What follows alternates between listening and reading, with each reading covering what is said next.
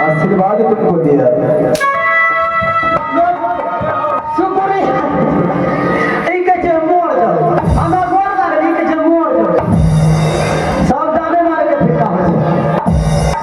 क्या बात है? किसने बुलाया तुमको? महारानी जी बुलाई है, महारानी जी, हम नहीं बुलाई है। महारानी जी। महारानी जी क्या चीज ने आपने क्या चीज ने बुलाया, हमको क्या पता? महारानी तो तुम्हें बुलाएगा, मैं मुझे बुला करके क्या करेंगे? महारानी की महाराज तो तुम है। हम है।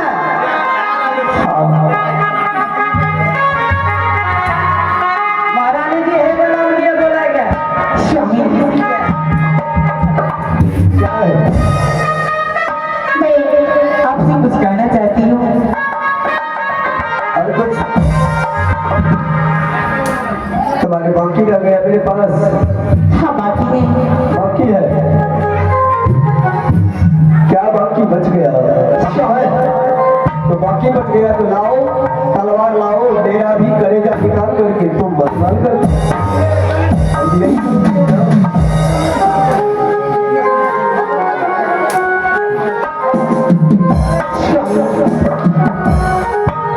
छोड़िए जो बीत गया, उसे क्या याद करना,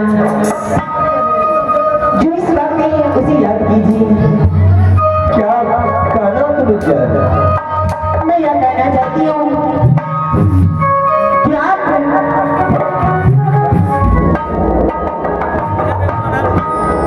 स्वामी अपनी सुंदर बन फुलवारी में एक सुंदर सुंदर है। अगर आप भी वहाँ फूल तोड़ के ले आती हैं और अपने राज दरबार में लगाती हैं, राज दरबार की शोभा बढ़ जाएगी स्वामी। क्यों नहीं? तुम्हारे जैसा पतिव्रता नारी की वजह को अगर ये पति पालन नहीं करे तो उस पति को तो गुनाह है। इसलिए अब दुश्मन तुम्हारी सारा जहां तो चली गई है। अब एक मैंने फुलवारी मैंने सजा करके मैंने वारक मैंने बनाया। अब तुम्हारी रह गई है वह सुंदर वन फुलवारी को, उसको बंद करना, उजाड़ना। ठीक है? नहीं स्वामी, मैं सारे फूल तोड़ने के लिए नहीं कह रही हूँ। अच्छा ठीक है, सुनो मेरी बात सुनो। आज मैं जाऊंगा सुंदर वन फुलवारी इसलिए कि छोटी महारानी की कभी मुझे मौका नहीं मिला था मुलाकात करने का। आज मैं छोटी महारानी को मुलाकात करने के लिए मैं जाऊंगा और उनके लिए मैं अपने हाथों से मैं भोजन लेकर के जाऊंगा। आज छोटी महारानी को मैं अपने हाथों से मैं भोजन मैं ग्रहण नहीं करवाऊंगा। तो जाओ भोजन लेकर के आओ अच्छा से। आज मैं छोटी महारानी के लिए मैं भोजन लेकर के मैं जाऊंगा। ठीक है स्वामी, मैं अभी भोजन ले आती हूँ। जाओ।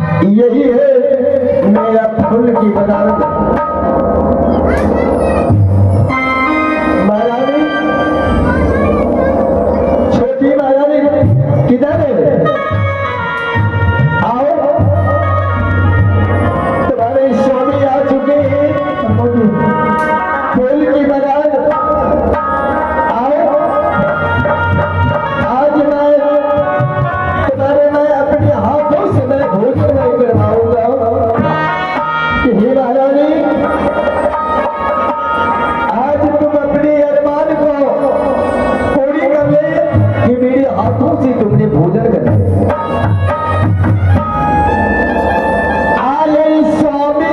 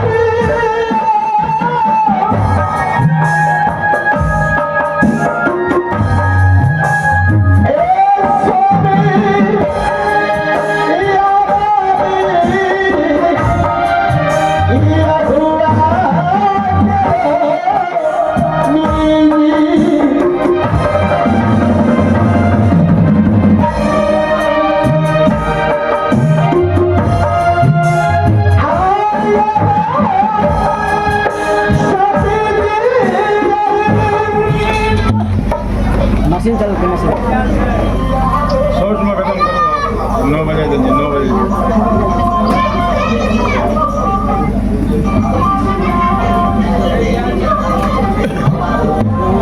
मैंने दीदी मालदार सब लाइट दिए ना कौन ये सब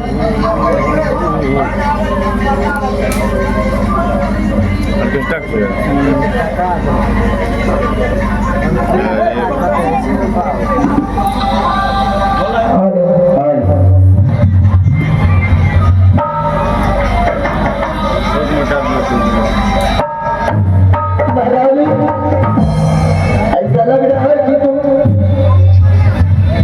इस सुंदर वन फुलवारी में तुम नहीं हो। आज कहाँ चली गई? इस सुंदर वन में हमारे पिता आए हैं। हे विधाता, आज मैं शायद